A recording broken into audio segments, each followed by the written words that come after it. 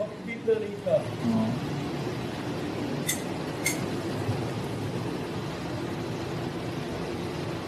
एक जहन में उलझन सी थी। हम मुख्तलिफ बुजुर्गान का कलाम पढ़ते हैं, चाहे वो फारसी हो, अरबी हो, उर्दू हो या हिंदी हो। उर्दू, फारसी, अरबी, इसमें जो हमें जितना भी कलाम मिलता है उसमें एक मर्दाना जो वो तलफ़्फ़ुज़ और अल्फाज का मतलब है।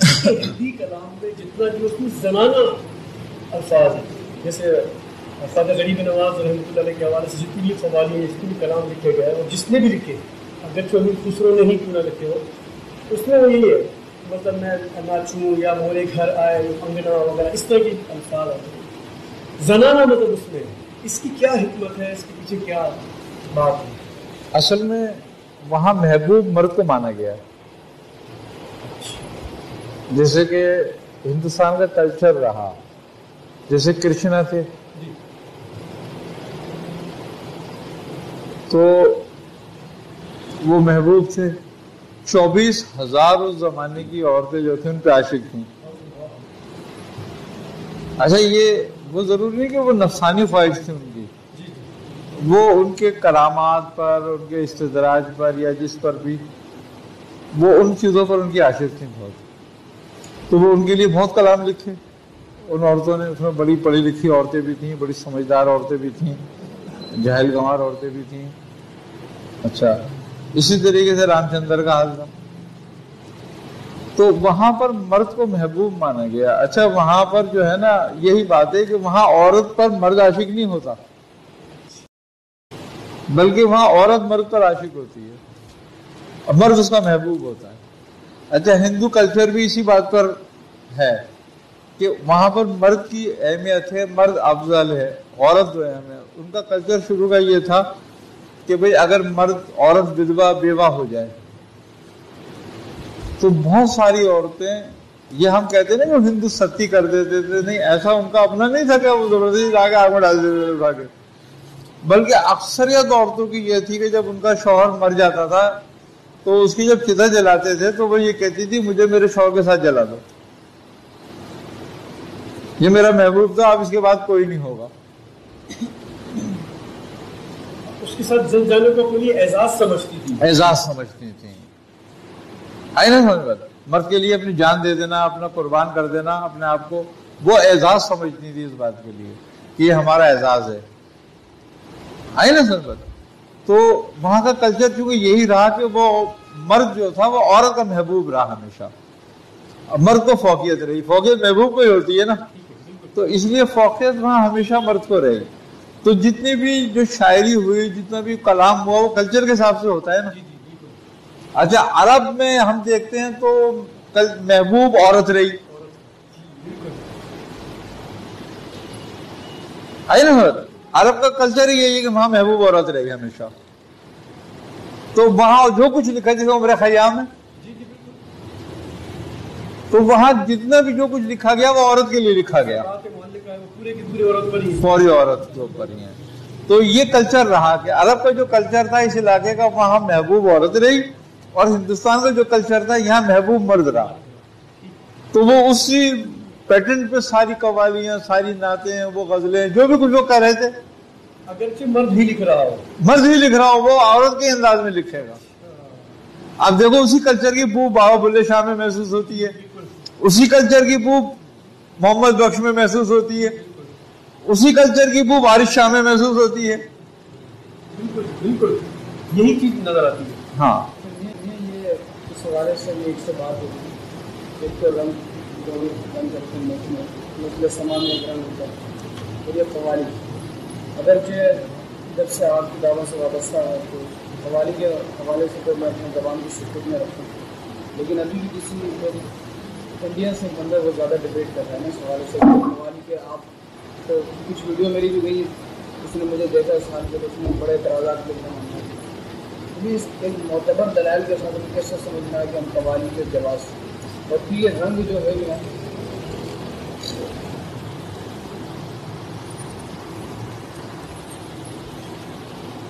देखो रंग का क्या तस्वुर है, देखो क्या तस्वुर है? समा पे اس کی آواز ہلکی رکھنا ذرا، ورنہ پھر سمجھ میں کسی کی بھی نہیں آتی کیا ہو رہا ہے۔ سما پہ جو ہے نا بہت کچھ لکھا ہے بزرگوں نے، اور سما پہ وجدانی کیفیت کا ہونا بھی کوئی انہوں نے اچنبے کی بات نہیں لکھا، اور وہ یہ کہتے ہیں کہ اکثر بزرگوں کو وجدانی کیفیت رہی تھی، جس میں ایک واقعہ نظام الدین محبوب الہی رحمۃ اللہ علیہ کا کھڑے ہو کے وجد کرنے کا شاہ رکن عالم بھی لکھتے ہیں۔ اچھا، خواجہ قطب الدین بختیار کاکی رحمۃ اللہ تعالی علیہ کھڑے ہو کے وجد کرا کرتے تھے، اسی میں ہی آپ کا وصال بھی ہوا۔ اب اعتراض تو دین اسلام پر بھی اعتراض ہے لوگوں کو، تو کسی کے اعتراض پر تو تم کوئی بات ہی نہیں کر سکتے نا، کوئی جواز ہی نہیں ہے، اعتراض کا تو کوئی جواز ہی نہیں ہے۔ وہ مسئلہ یہ ہے کہ تم کوئی بھی دلیل اس کے سامنے لے آؤ، آخر میں وہ یہ کہے گا کہ رسول اللہ نے درج کیا تھا، جھگڑا ختم ہو گیا۔ اب رسول اللہ کا وجہ تم کہاں سے لاؤ گے؟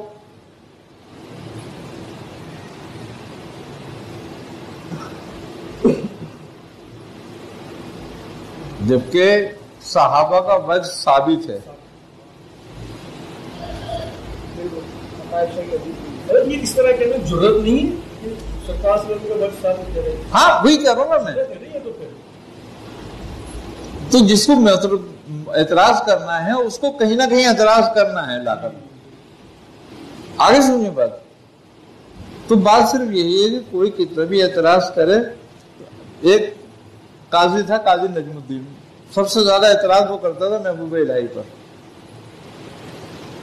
آپ کی محفل میں بہت، کیونکہ آپ کا شعرا بہت تھا تو وہ حاسد تھا آپ سے بہت، تو وہ جہاں بھی اس کو موقع ملتا وہ سارے دل کے چھالے پھوڑ لیتا اپنے،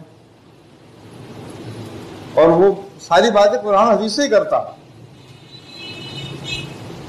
ایک دن وہ آپ کسی محفل میں تھے، وہ بھی تھا، اس نے آپ پہ اعتراض کیا قوالی کے بارے میں کہ یہ تو ثابت کرو آپ حلال کہاں سے، کیونکہ آپ مضامیر کے ساتھ سنتے ہو۔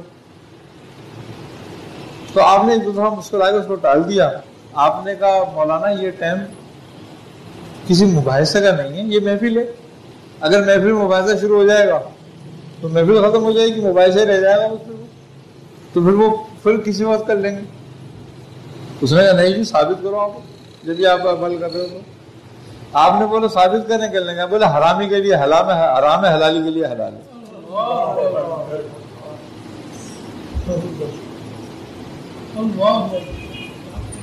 اس الفاظ پہ تو بڑی لیتے ہو گئے۔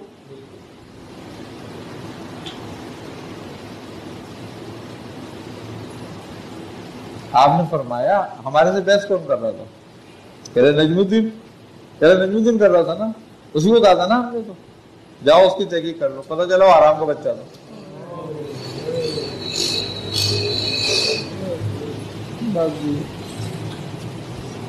اب یہ بات قابل پکڑ بھی ہے نا، اگر مولوی اس بات کو لے لیں تو پکڑ کے بیٹھ جائیں گے، چلنے کے تو قرآن بھی یہ کہہ رہا ہے، حدیث بھی یہ کہہ رہی ہے، یہ بھی یہ کہہ رہا ہے، وہ بھی یہ کہہ رہا ہے، وہ بھی یہ کہہ رہا ہے، وہ بھی یہ کہہ رہا ہے، اب تم سب کے بارے میں کیا کہو گے؟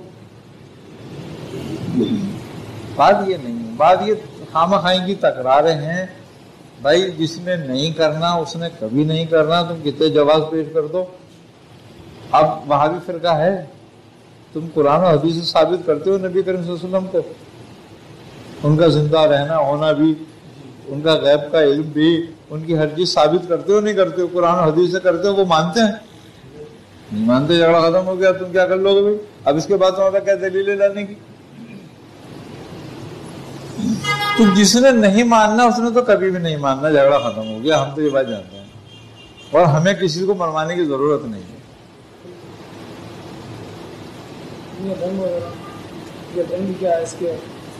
رنگ کی کیفیت یہ ہے کہ حضرت امیر خسرو نے ایک خط لکھا تھا اپنے والدہ کے نام، محفل ہو رہی تھی محبوب الہی کی یہاں، محفل در محفل، محفل در محفل چل رہی تھی، تو والدہ نے ان کو بلوایا ہوگا، کس کو؟ امیر خسرو کو، کیونکہ جاتے تھے والدہ کے پاس، تو یہ الگ رہتے تھے، والدہ کی الگ رہتی، تو یہ ملاقات کے لیے والدہ سے ہر دوسرے تیسرے دن جاتے تھے۔ تو جب 3 دن گزر گئے تو والدہ نے کہا یہ آیا نہیں آج، جیسا ہے ماں کا ہوتا ہے کہ بھائی بچہ نہیں آیا، کیا ہوا اس کو؟ تو ذرا امیر خسرو کو بلاؤ، تو خسرو کہاں ہے؟ تو اب جو تھا ایک شخص آیا, وہ کہنے حضرت ایسے بات, تو آپ نے خط لکھا کہ ابھی جو محفل ہے وہ رنگ پہ یعنی کہ شباب پر ہے اپنے, تو میں آؤں گا.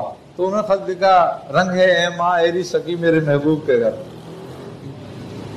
تو وہ خط لکھا تھا آپ نے والدہ کے نام, جس کو رنگ کہتے ہیں بس. باقی تو بہت ساری باتیں, اس میں بھی بہت ساری روایتیں موجود. اس میں ایک مخصوص کلر کو کیوں اہمیت دی ہے, جیسے بسنتی کلر جو ہم استعمال کرتے ہیں خوبصورت ہے, یا اس رنگ بھی اثر انداز ہوتا ہے روحانیت کے لیے؟ اصل میں عام لوگوں کی سمجھ میں یہ بات آنے والی نہیں ہے. وجہ یہ ان کو سمجھانا بھی حماقت کے سوا بھینس کے آگے بین بجانا والی بات ہوتی ہے. یہ لطائف کے رنگ ہیں, کس کی ولایت کس لطائف میں ہے اس کا وہ رنگ ہے بس. اب نبی کریم صلی اللہ علیہ وسلم کا رنگ کیا تھا؟